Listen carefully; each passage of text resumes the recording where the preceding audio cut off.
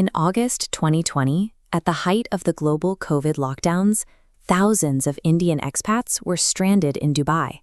To bring them home, the government organized a series of repatriation flights. Air India Express Flight 1344 was one of them. The aircraft was a 14-year-old Boeing 737. Maintenance records show the plane was in good condition, with no major mechanical issues, and it was being flown by a crew with thousands of hours of experience. Their destination was Kozhikode International Airport, famous for its tabletop runway. Engineers created the landing strip by shaving off the top of a hill, leaving a flat plateau that ends in a sharp 110-foot vertical drop. Because of the limited land, the airport's safety margins were tight. The runway was narrower than standard requirements, and the safety zones designed to stop overshooting aircraft were shorter than international regulations usually allow. When Flight 1344 inevitably crashes off that cliff, it marks the conclusion of an invisible chain reaction. A series of compromised margins combined to doom this perfectly healthy airplane in a matter of minutes. The 59-year-old captain was an experienced ex-military pilot, but he was under significant personal strain. He was privately taking unapproved herbal medications for diabetes, a combination that can cause sugar spikes and lead to decreased situational awareness during a flight. Just before departure, the airline changed the captain's roster. He was originally supposed to be on standby the next day, but the company now required him to fly an early morning route to Doha.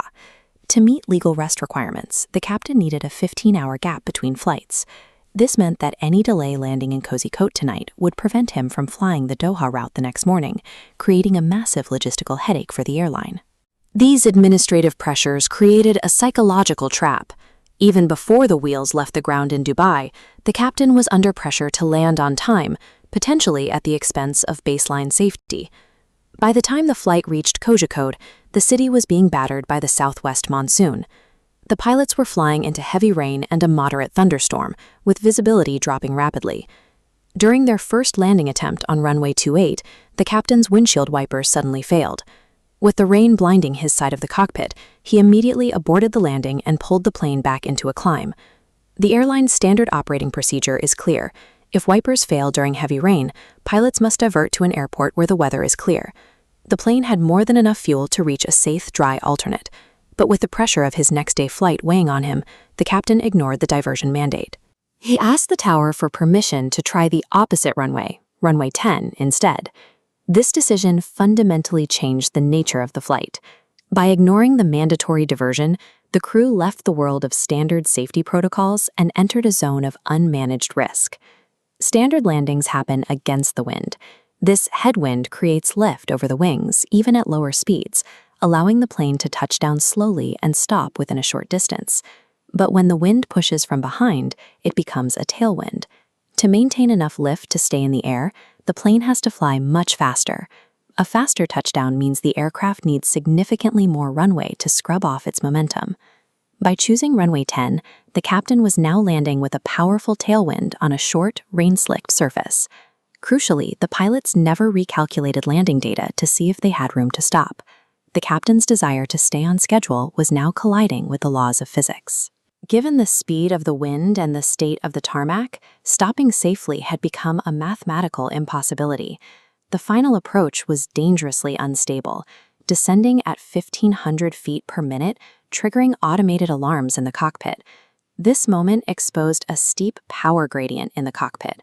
The 32-year-old first officer had only 2 years of experience, while the captain was a senior training pilot twice his age. In this hierarchy, the junior officer was hesitant to challenge his superior. Just above the runway, the captain increased the engine thrust. This caused the 737 to float in the air, drifting 2,500 feet past the start of the runway before the wheels finally touched the ground.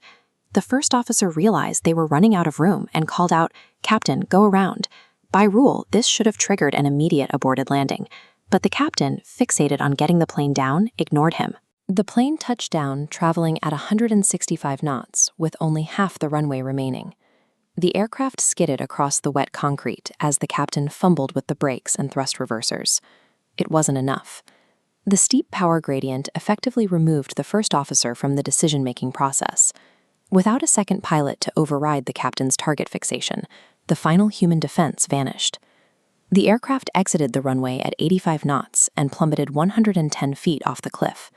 The impact killed 21 people, including both pilots, and broke the aircraft into 3 pieces. The final accident report uncovered deep systemic flaws within the airline. Investigators found that Air India Express was using poorly maintained simulators that taught pilots incorrect, dangerous techniques, a phenomenon known as negative training. The report also cited the airport's non-standard safety areas and the airline's aggressive scheduling as factors that contributed to the crash. Aviation safety relies on a resilient ecosystem.